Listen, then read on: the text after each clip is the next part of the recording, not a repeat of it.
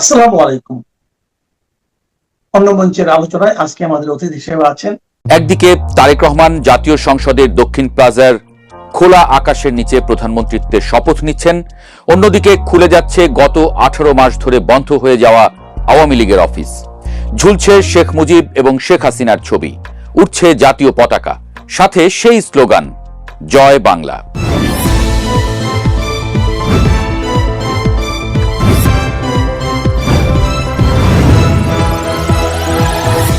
12 তারিখের ভূমিধস জয়ের পরদিনই পঞ্চগড় সদর উপজেলায় এক আওয়ামী লীগ অফিস খুলে দিয়ে আলোচনায় আসেন এক বিএনপি নেতা। তারপরই যেন সারা দেশে জোয়ার লাগে। সংবাদ মাধ্যম খুললেই নজরে আসছে খুলে ফেলা হলো আওয়ামী লীগ অফিসের তালা। একটি দুটি নয়, এই কদিনে অসংখ্য আওয়ামী লীগের অফিস খুলে দেওয়া হয়েছে। যেন এমন দিনের অপেক্ষাতেই ছিল আওয়ামী লীগের নেতাকর্মীরা। তারেক রহমান আসবেন, জিতবেন, তারপর খুলে দেবেন বন্ধ দরজা। প্রশ্ন উঠেছে, বিএনপির এই বিপুল জয়ের পর কোন সাহসে এমন করছে আওয়ামী লীগ? অনেকে বলছেন সরকার গঠন ঠিকই করেছে বিএনপি, কিন্তু তাতে ঘাম আছে সেই প্রান্তিক আওয়ামী লীগের কর্মীটারও। তাই বিএনপি এখন সেই দেনা শোধ করছে। বর্তমানে জামায়াত এনসিপি জোট যে বিএনপির সবচেয়ে বড় বাধার নাম, সেটা যে কেউ বুঝতে পারছেন। শপথ অনুষ্ঠানেও হয়ে গেল এক পশলা গল্প। এই বাধা ঠেকিয়ে বিএনপি যে সামনের দিনগুলো আরামে কাটাতে পারবে না, সেই পূর্বাভাস দিচ্ছেন বিশ্লেষকরা। এই জামায়াত এনসিপি পাহাড়কে সামাল দিতে বিএনপির দরকার প্রচুর অভিজ্ঞ হাত। 17 বছর ক্ষমতার বাইরে থেকে বিএনপি এখন কতটা সামাল দিতে পারবে সেটা হয়তো সময়ই বলে দেবে। গোপনে কিংবা প্রকাশ্যে জামায়াত এই 17 বছর সে বিষয়ে হাত পাকা। তাই এই অভিজ্ঞ প্রতিপক্ষের বাড়িতে গিয়ে শুভেচ্ছা নিয়ে আসলেই যে বরফ গলবে না, সেটা বোঝা গেছে ইতোমধ্যেই।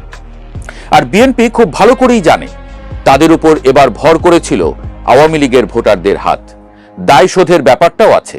তাছাড়া জামায়াত ঠেকাতে এসব অভিজ্ঞ হাত পাগলেও ছাড়তে চাইবে না।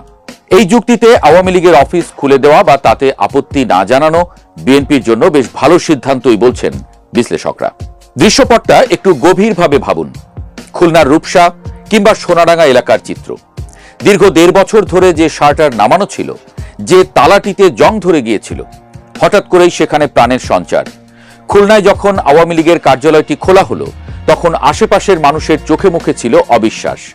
18 মাসের ধুলো জমে থাকা মেঝেতে যখন ঝাড়ু পড়ল, তখন ধুলোর মেঘে যেন পুরনো সেই রাজনৈতিক উত্তাপ ফিরে এলো। শুধু খুলনা নয়, চট্টগ্রামেও একই দৃশ্য। সেখানে তো রীতিমতো ঘটা করে সাইনবোর্ড টাঙানো হয়েছে। এতদিন যেসব সাইনবোর্ড লোকচক্ষুর আড়ালে ছিল কিংবা ক্ষোভের আগুনে পুড়ে গিয়েছিল, সেখানে চকচকে নতুন প্যানোফ্লেক্স। চট্টগ্রামের বেশ কয়েকটি থানা এলাকায় স্থানীয় আওয়ামী লীগ নেতারা জড়ো হয়েছেন। তবে চমকপ্রদ তথ্য হলো, এই জড়ো হওয়ার পেছনে কোথাও কোথাও স্থানীয় বিএনপি নেতাদের পরোক্ষ ইন্ধন বা মৌন সম্মতি কাজ করেছে। রাজনীতিতে শেষ কথা বলে কিছু নেই, সেটা এই দৃশ্যগুলোই আরেকবার প্রমাণ করে। তবে সব জায়গায় চিত্রনাট্য কিন্তু এক নয়। দেশের উত্তরাঞ্চল এবং ঢাকার আশেপাশের কিছু জেলায় ঘটেছে উল্টো ঘটনা। যখনই আওয়ামী লীগের কর্মীরা অফিসের তালা খোলার চেষ্টা করেছেন, তখনই স্থানীয় জনতা বা বিক্ষুব্ধ ছাত্ররা তেড়ে এসেছে। কিছু জায়গায় ধাওয়া পাল্টা ধাওয়ার ঘটনাও ঘটেছে। 21 টিভি এবং বিভিন্ন সংবাদ মাধ্যমের ফুটেজে দেখা গেছে 3টি জেলায় প্রবল প্রতিরোধের মুখে পিছু হটতে বাধ্য হয়েছে আওয়ামী লীগ। সাধারণ মানুষ স্লোগান দিয়েছে, খুনিদের আস্তানা এই বাংলায় হবে না। কিন্তু কৌতূহল জাগানিয়া বিষয় হলো, যেখানে যেখানে বিএনপি শক্তিশালী বা বিএনপির স্থানীয় নেতৃত্ব শক্ত অবস্থানে, সেখানেই আওয়ামী লীগ অফিস খুলতে পেরেছে নির্বিঘ্নে। আর যেখানে এখনো ছাত্র জনতার প্রভাব বেশি, সেখানে তালা খুলতে গিয়েও ফিরে আসতে হয়েছে। অর্থাৎ সমীকরণটা পরিষ্কার, বিএনপির গ্রিন সিগন্যাল ছাড়া এই তালা খোলার সাহস কারোরই নেই। এখন প্রশ্ন হলো, এই গ্রিন সিগন্যাল কেন?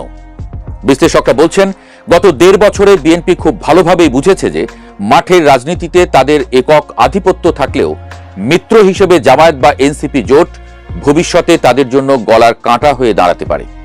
নির্বাচনে বিএনপি জিতলেও ভোটের ব্যবধান বা ভোটের শতাংশের দিকে তাকালে দেখা যাবে প্রচুর সংখ্যক সাইলেন্ট ভোটার বা সাবেক আওয়ামী লীগ পন্থী ভোটার এবার ধানের শীষে সিল মেরেছে। কেন? কারণ একটাই, তারা জামায়াত এনসিপি জোটকে ক্ষমতায় দেখতে চায়নি। এই ভোটারদের প্রতি বিএনপির একটা দায়বদ্ধতা তৈরি হয়েছে। তাছাড়া মাঠ পর্যায়ে আওয়ামী লীগকে কিছুটা স্পেস দিলে জামায়াতকে ব্যালেন্স করা সহজ হবে, এমনটা ভাবছেন বিএনপির নীতি নির্ধারকরা। শত্রু যখন দুর্বল হয় তখন তাকে পুরোপুরি শেষ না করে জিইয়ে রাখা রাজনীতির এক পুরনো কৌশল। এতে করে অন্য কোনো শক্তিশালী পক্ষ মাথাচাড়া দিয়ে উঠলে তাদের দমাতে এই দুর্বল শত্রুকে ব্যবহার করা যায়। পঞ্চগড়ের ঘটনাটি ছিল এই নাটকের ওপেনিং সিন। সেখানে এক বিএনপি নেতা নিজ হাতে আওয়ামী লীগ অফিসের তালা খোলার ব্যবস্থা করে দিয়েছেন। তিনি যুক্তি দেখিয়েছেন, আমরা রাজনৈতিক সহাবস্থানে বিশ্বাসী। এই একটি বাক্যই যেন সারা দেশে বার্তা ছড়িয়ে দিয়েছে। সিলেটের বিয়ানীবাজার বা কুমিল্লার প্রত্যন্ত অঞ্চলেও খবর আসছে আওয়ামী লীগের কর্মীরা যারা এতদিন পলাতক ছিলেন বা এলাকা ছাড়া ছিলেন তারা ফিরতে শুরু করেছেন, চায়ের দোকানে আবার বসছেন। আর তাদের এই ফিরে আসায় বাধা দিচ্ছে না স্থানীয় বিএনপি, বরং কিছু কিছু ক্ষেত্রে দেখা যাচ্ছে বিএনপির বিজয় মিছিলে দূর থেকে দাঁড়িয়ে হাত নাড়ছেন আওয়ামী লীগের কর্মীরা। এই অদ্ভুত সহাবস্থান বাংলাদেশের রাজনীতিতে বিরল। তবে কি 17 বছর ক্ষমতার বাইরে থেকে বিএনপি এতটাই পরিপক্ক হয়েছে যে তারা প্রতিহিংসার বদলে কৌশলী রাজনীতি বেছে নিল, নাকি এর পেছনে আছে অন্য কোনো গভীর আন্তর্জাতিক চাপ? সামাজিক যোগাযোগ মাধ্যমেও ঝড় উঠেছে। এক পক্ষ বলছে এটা কি নতুন বাংলাদেশ যেখানে স্বৈরাচারের দোসররা আবার মাথাচাড়া দিচ্ছে, আর এক পক্ষ বলছে এটাই গণতন্ত্র, সবাইকে রাজনীতি করার সুযোগ দিতে হবে। ঢাকায় কেন্দ্রীয় কার্যালয় 23 বঙ্গবন্ধু এভিনিউয়ের সামনেও গত কয়েকদিন ধরে কিছু আনাগোনা লক্ষ্য করা যাচ্ছে। সেদিন কারা যেন আওয়ামী লীগের পতাকা নিয়েও হাজির। যদিও পুলিশি পাহারা আছে, কিন্তু 18 মাস আগের সেই থমথমে ভাবটা আর নেই। হকাররা আবার ফুটপাতে বসেছে, কৌতূহলী মানুষ উঁকি দিয়ে দেখছে। শোনা যাচ্ছে খুব শীঘ্রই হয়তো কেন্দ্রীয়ভাবে কোনো ঘোষণা আসতে পারে। তবে সেটা নির্ভর করছে তারেক রহমানের নতুন সরকারের প্রথম 1 মাসের গতি প্রকৃতির উপর।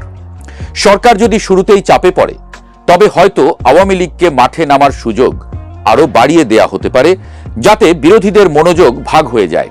আর যদি সরকার খুব শক্ত অবস্থানে থাকে তবে হয়তো এই অফিস খোলার উৎসব কিছুদিন বন্ধও থাকতে পারে। 18 মাস পর আওয়ামী লীগের এই অফিস খোলার ধুম আসলে বাংলাদেশের রাজনীতির এক নতুন অধ্যায়ের ইঙ্গিত দিচ্ছে।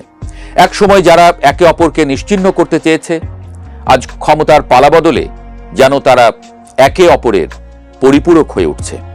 যে বিএনপি কর্মীটি এক সময় আওয়ামী লীগের হাতে মার খেয়েছিল, আজ সেই কর্মীটি হয়তো ভাবছে থাক ওরা আসুক, জামায়াতকে ঠেকাতে ওদেরও দরকার আছে।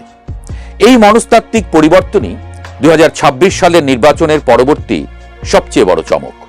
রাজনীতিতে শেষ বলে কিছু নেই, আর বন্ধু বা শত্রু উভয়ই সময়ের প্রয়োজনে বদলে যায়।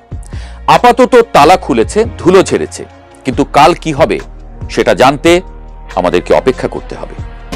এই জাতীয় নিরাপত্তা উপদেষ্টাকেই যে তারেক রহমান তার সরকারেও রেখেছেন, সেটা যে তার সঙ্গে এই সেনা প্রধানের একটা দূরত্ব বাড়াবে সেটাও তারেক রহমান বোঝেন, কিংবা তারেক রহমান হয়তো এই বার্তাটাই দিতে চেয়েছেন যে এই সেনা প্রধান যেমন তাকে মাসের পর মাস ভুগিয়েছেন, বাংলাদেশে ফেরত আসার গ্রিন সিগন্যাল দেন নাই, বিএনপি নেতৃবৃন্দের সঙ্গে সাক্ষাতে গড়িমসি করেছেন, বিএনপিকে রাজনৈতিকভাবে বেকায়দায় ফেলেছেন জামাতকে ক্ষমতায়িত করে, তাকেও এখন তিনি এক রকমের কোণঠাসা করে ছাড়বেন।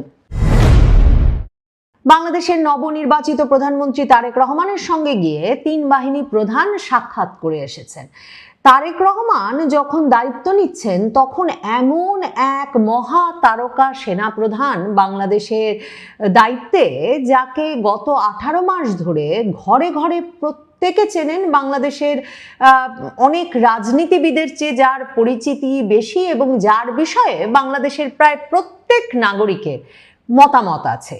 তারেক রহমান দায়িত্ব নিয়েছেন যখন, তখন সেনাপ্রধান পদে এমন একজন ব্যক্তি বসে আছেন যিনি শেখ হাসিনার আত্মীয় বলে সেনাপ্রধান নিযুক্ত হয়েছেন, এবং শেখ হাসিনার পতনের পরই যিনি কিনা বাংলাদেশের রাজনীতিতে সে সময়ে নিষিদ্ধ জামায়াতে ইসলামীকে একেবারে রাজনীতির কেন্দ্রে প্রতিষ্ঠা করতে মুখ্য ভূমিকা পালন করেছেন।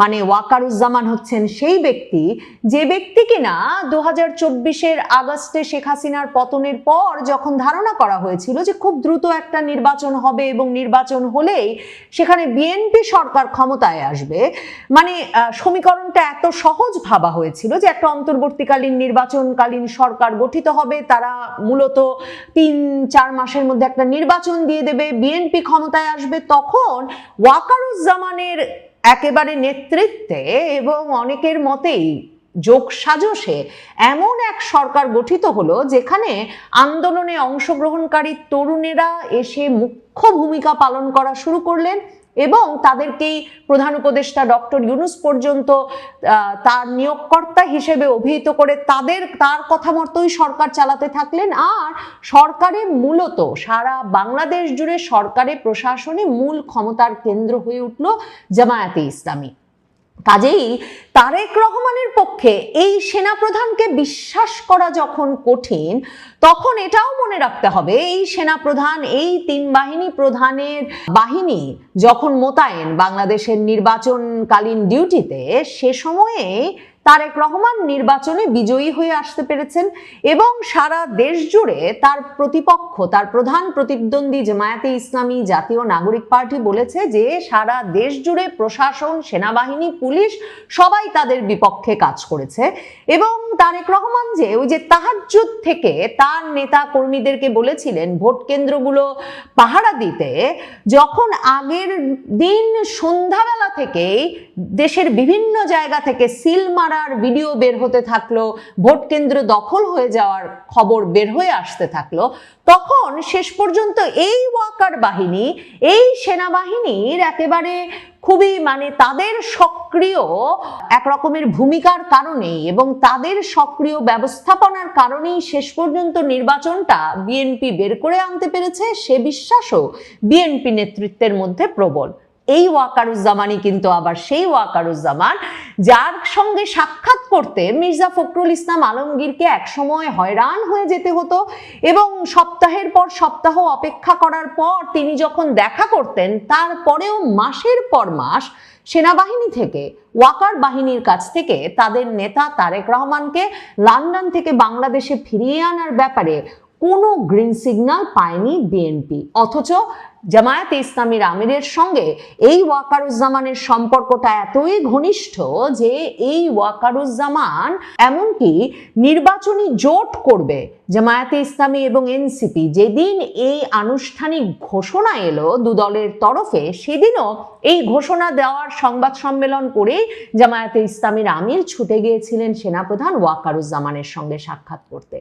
তবে তারেক রহমান, বিএনপি এটাও বোঝে যে জামায়াতের অত্যন্ত প্রভাবশালী, জামায়াতের সাবেক আমির, জামায়াতের এক গুরুত্বপূর্ণ শীর্ষ নেতা গোলাম আজম পুত্র ব্রিগেডিয়ার জেনারেল আজমি 2024-এর আগস্টের পর থেকে সেনাবাহিনীর ভেতরে জামায়াতে ইসলামী সমর্থক অংশটিকে যেভাবে সংগঠিত করতে চাইছিলেন, কিংবা বাইরে জামায়াতে ইসলামী জাতীয় নাগরিক পার্টি তাদের যে দাবি বা তাদের যে স্বপ্ন ছিল যে একটা মিলিশিয়া বাহিনীর মতো গড়ে তোলার, সারা বাংলাদেশ জুড়ে তরুণদেরকে অস্ত্র প্রশিক্ষণ দিয়ে সেনাবাহিনীর অংশ করা, ওয়াকার না হাসনাত এই স্লোগান তুলে ওয়াকারকে পদচ্যুত করে সেনাবাহিনীতে একটা জামায়াত সমর্থক অংশকে নেতৃত্বে নিয়ে আসা, একটা বিপ্লবী সেনাবাহিনী প্রতিষ্ঠা করা, বিপ্লবী সরকারের অংশ হিসেবে, সেগুলো ঠেকিয়ে দিতে ওয়াকারুজ্জামান যে বড় ধরনের ভূমিকা পালন করেছেন,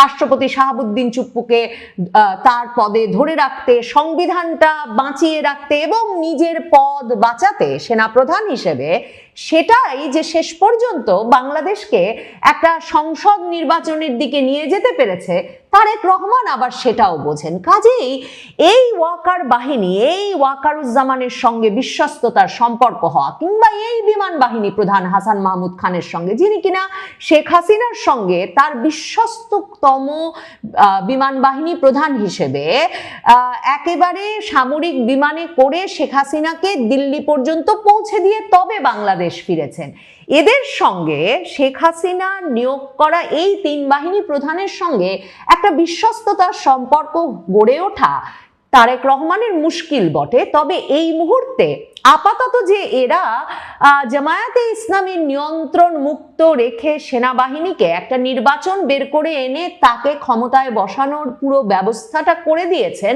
সে কারণে এদের প্রতি একটা কৃতজ্ঞতাও আছে। কিন্তু তারেক রহমান যে ওয়াকার বাহিনীকে, তারেক রহমান যে ওয়াকারুজ্জামানকে একটা নিয়ন্ত্রণের মধ্যে রাখতে চান, তার খুশি অখুশি নিয়ে ঠিক ডক্টর ইউনূসের মতোই তিনিও বিশেষ পাত্তা দিতে চান না। তার প্রমাণ হচ্ছে খলিলুর রহমানের নিয়োগ। দেখেন, জাতীয় নিরাপত্তা উপদেষ্টা হিসেবে ডক্টর ইউনূস যখন খলিলুর রহমানকে নিয়োগ দিয়েছিলেন, এই ওয়াকারুজ্জামান তখন তিন বাহিনী প্রধান মিলে, মানে তিনি তো যে কোনো গুরুত্বপূর্ণ আলাপ করতে হলেই বিমান বাহিনী এবং নৌবাহিনী প্রধানকে তার সঙ্গে নিয়ে যান। তখন মে মাসের 21 তারিখে তিনি তিন বাহিনী প্রধান মিলে যমুনায় গিয়ে ডক্টর ইউনূসকে বলে এসেছিলেন যে তারা একেবারে এই বিষয়টাকে অনুমোদন করেন না, যে তাদের কোনো রকম আলোচনা ছাড়া, তাদের সঙ্গে আলোচনা ছাড়া, তাদের অনুমোদন ছাড়া ডক্টর ইউনূস বিদেশ থেকে উড়িয়ে এনে একজন জাতীয় নিরাপত্তা উপদেষ্টা বসিয়েছেন এবং তিনি আশা করছেন সেই জাতীয় নিরাপত্তা উপদেষ্টা সেনাবাহিনীর সঙ্গে একটা সমান্তরাল নিয়ন্ত্রণ ক্ষেত্র প্রতিষ্ঠা করবে। এবং সেদিনই ওয়াকারুজ্জামানরা এটা পরিষ্কার করেছিলেন যে ডক্টর ইউনূস জাতীয় নিরাপত্তা উপদেষ্টাকে যমুনার ওই সভা কক্ষে রাখলে তারা কোনো আলাপ করবেন না, কাজেই তিনি যাতে তাকে বের করে দেন। এবং এরপর কখনো এই জাতীয় নিরাপত্তা উপদেষ্টাকে নিয়ে তিন বাহিনী প্রধানের সঙ্গে আলাপে বসতে পারেন নাই ডক্টর ইউনূস। শুধু তাই নয়, ওয়াকারুজ্জামান তার এই জাতীয় নিরাপত্তার উপদেষ্টার বিষয়ে আপত্তি এরপর 22শে মে সেনা কর্মকর্তাদের সঙ্গে দরবারে পরিষ্কারভাবে বলেন, একদিকে বলেন এই জাতীয় নিরাপত্তা উপদেষ্টাকে যে আরাকানে করিডর দিতে আনা হয়েছে, নো ব্লাডি করিডর, সেনাবাহিনী সেটা কিছুতেই অনুমোদন করবে না। এবং তিনি বলেন এসব বিদেশি নাগরিককে সেনাবাহিনী এবং তিন বাহিনী কোনোভাবেই অনুমোদন করে না। সেনা কর্মকর্তাদের সামনে এমন ঘোষণা জাতীয় নিরাপত্তা উপদেষ্টা সম্পর্কে দেওয়ার পর ওয়াকারুজ্জামান আরো কঠিন বার্তা দিতে ইউনূসের জাতীয় নিরাপত্তা উপদেষ্টা যাতে কখনো বাংলাদেশের সেনানিবাসের ভেতর ঢুকতে না পারেন, সেজন্য তাকে এক পার্সন নন গ্রাটা, মানে এক রকমের তাকে কোনো সময় সেনাবাহিনীর সংরক্ষিত এলাকায় ঢুকতে দেওয়া হবে না, সে ব্যবস্থাও করে রেখেছেন। ভাবুন তাহলে, এহেন ব্যক্তিকে তারেক রহমান যখন পররাষ্ট্রমন্ত্রী নিয়োগ করেছেন, সেটা তার দলের ভেতর যেমন বিস্ময় তৈরি করেছে, কারণ তখন সালাউদ্দিন আহমেদ, রুহুল কবির রিজভী আহমেদ সহ ব্যক্তিবর্গ জনসমাবেশ থেকে শুরু করে সংবাদ মাধ্যমের সামনে সভা করে রীতিমতো বলছিলেন যে কোনো আক্কেল জ্ঞান থাকলে সেনাবাহিনী সহ সশস্ত্র বাহিনী জাতীয় নিরাপত্তা উপদেষ্টা নামের এই বিদেশি লোকের কাছে সকল প্রতিবেদন দেবে এবং রাষ্ট্রীয় গুরুত্বপূর্ণ তথ্য তুলে দেবে, এমন একটা ব্যবস্থা ইউনূস করতেই পারতেন না। এবং বিএনপি তো তখন সংস্থাগুলোর সঙ্গে, মানে এই তিন বাহিনীর সঙ্গে রাজনৈতিক দলগুলোর দূরত্ব সৃষ্টির অভিযোগে রীতিমতো পদত্যাগ দাবি করেছিল এই জাতীয় নিরাপত্তা উপদেষ্টার। কাজেই এই জাতীয় নিরাপত্তা উপদেষ্টাকেই যে তারেক রহমান তার সরকারেও রেখেছেন, সেটা যে তার সঙ্গে এই সেনা প্রধানের একটা দূরত্ব বাড়াবে, সেটাও তারেক রহমান বোঝেন। কিংবা তারেক রহমান হয়তো এই বার্তাটাই দিতে চেয়েছেন যে এই সেনা প্রধান যেমন তাকে মাসের পর মাস ভুগিয়েছেন, বাংলাদেশে ফেরত আসার গ্রিন সিগন্যাল দেন নাই, বিএনপি নেতৃবৃন্দের সঙ্গে সাক্ষাতে গড়িমসি করেছেন, বিএনপিকে রাজনৈতিকভাবে বেকায়দায় ফেলেছেন জামাতকে ক্ষমতায়িত করে, তাকেও এখন তিনি এক রকমের কোণঠাসা করে ছাড়বেন। ওয়াকার বাহিনীর ভেতর, সেনাবাহিনীর ভেতর এসব নিয়েই একটা বড় ধরনের অনিশ্চয়তা চলছে বিএনপি সরকার ক্ষমতায় আসবার পর থেকেই। ওয়াকারুজ্জামান কি থাকতে পারবেন? কারণ খলিলুর রহমান, ডক্টর ইউনূস তারা সেই 2025-এর ফেব্রুয়ারি মার্চ যখন হাসনাত আবদুল্লাহরা বেরিয়ে এসে ফেসবুকে স্ট্যাটাস দিয়ে বললেন সেনাপ্রধান ওয়াকারুজ্জামান আওয়ামী লীগকে পুনর্বাসন করতে চান ভারতের প্রেসক্রিপশনে, তখন থেকে সেনাপ্রধান পরিবর্তনের চেষ্টা করে আসছেন। তাদের পছন্দ ছিল লেফটেন্যান্ট জেনারেল কামরুল হাসান, যিনি প্রধান উপদেষ্টার দফতরের সশস্ত্র বাহিনী বিভাগের পিএসও হিসেবে কাজ করছেন। কাজেই এই সব মিলিয়ে ওয়াকারুজ্জামান জানেন যে সেই 2027 পর্যন্ত তার যে পদ, সেনাপ্রধান পদে তার যে থাকার কথা, সেটা কতটা টালমাটাল অবস্থায় আছে এখন। কাজেই নতুন সরকার হয়তো এই তিন বাহিনী প্রধানকে, বিশেষ করে সেনাপ্রধান ওয়াকারুজ্জামানকে কোনো একটা সেফ এক্সিট দেবে, মানে তাকে হয়তো একটা সম্মানজনকভাবে কোথাও যাওয়ার ব্যবস্থা করে দেবে। যেমন আওয়ামী লীগ সরকার 2008 সালে ক্ষমতায় আসবার পর মইনুল আহমেদ সহ সেনা কর্মকর্তাদের, উচ্চপদস্থ সেনা কর্মকর্তাদের জন্য ব্যবস্থা করে দিয়েছিলেন দেশ ছেড়ে নিরাপদে চলে যাওয়ার, পুরো 1-11 সরকার পরিচালনায় নানা কাণ্ডকীর্তিতে যুক্ত হয়ে পড়ার কারণে। কাজেই তারেক রহমানের সঙ্গে আসলে ওয়াকারুজ্জামানের এরকম নানা আলাপি আছে। এরপর ব্যারাকে কবে ফিরবেন? ওয়াকারুজ্জামান সংবাদ মাধ্যমকে জানিয়েছেন যে তারা ব্যারাকে ফিরবেন যখন নতুন নির্বাচিত সরকার তাদেরকে সেই নির্দেশনা দেবেন, তবে পুলিশ পুরোপুরি সক্ষম হয়ে ওঠার আগ পর্যন্ত সেনাবাহিনীর একটা অংশ রাজপথেই থাকবে, মানে ডিউটিতেই থাকবে। তার মানে একটা লম্বা সময় তারেক রহমান সরকারও কিন্তু সেনাবাহিনীকে বেসামরিক ডিউটিতে বা আইন শৃঙ্খলা রক্ষার কাজে নিয়োজিত রাখার কথা ভাবছে, সেটা পরিষ্কার। তারেক রহমান প্রথম ভাষণে বলেছেন জুয়া এবং মাদক নিয়ন্ত্রণ করা গুরুত্বপূর্ণ, আইন শৃঙ্খলা পরিস্থিতি রক্ষায় সেটা তারা মনে করছেন। এই রকম নির্দিষ্ট কথা বলেছেন মানে যৌথ বাহিনীর অভিযান হবে। কে বলতে পারে এই বৈষম্য বিরোধী ছাত্র আন্দোলন, জাতীয় নাগরিক পার্টি, মগবাজ যে নেতা কর্মীরা তৈরি হয়েছেন, যারা প্রশাসনে, পুলিশে, সর্বত্র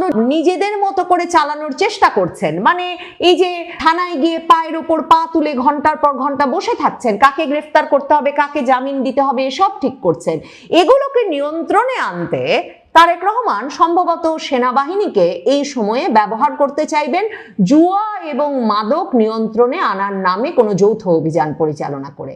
আর এছাড়া যাকে সেনাবাহিনীর ভেতরে সেনাপ্রধানের পরে সবচেয়ে গুরুত্বপূর্ণ পদ বলে মনে করা হয়, চিফ অফ জেনারেল স্টাফ, সেই সিজিএস পদটিতে সেনাপ্রধান ওয়াকারুজ্জামান খলিলুর রহমান আর ডক্টর ইউনূসের চাপে কোনো পরিবর্তন আনতে রাজি হচ্ছেন না বলে এই পদটি সেই 17ই জানুয়ারি থেকে খালি আছে। ওয়াকারুজ্জামানের উপর সর্বশেষ চাপ এসেছিল যেই ব্যক্তিকে তার এই ঠিক পরবর্তী পদটিতে নিয়োগে, মানে তিনি সরে গেলেই যিনি হবেন সেনাপ্রধান, সেই ব্যক্তি বিএনপির ঘনিষ্ঠ এবং সেই ব্যক্তি মীর মুশফিকুর রহমান রীতিমতো তারেক রহমানের সঙ্গে সাক্ষাৎ করে এসেছিলেন তাকে সিজিএস পদে নিয়োগের বিষয়ে, সেটাও নির্বাচনের আগেই খবরে প্রকাশিত হয়েছিল। কাজেই তারেক রহমান কিভাবে সেনাবাহিনীকে সাজিয়ে নিতে চাইছেন, তারেক রহমান কোন কাজে সেনাবাহিনীকে ব্যবহার করতে চাইছেন, এই তিন বাহিনী প্রধানের সঙ্গে তারেক রহমানের সম্পর্কটা কেমন হয়, এবং এই অতি তারকা হয়ে ওঠা সেনা প্রধানকে তার পদে রেখে সত্যি একটা নতুন নির্বাচিত সরকারের পক্ষে তার দায়িত্ব পালন করে যাওয়া সম্ভব হয় কিনা, এই সব কিছু নিয়ে জল্পনা আছে, আশঙ্কা আছে, উদ্বেগ আছে ওয়াকার বাহিনীর ভেতরে, তিন বাহিনীর ভেতরেই।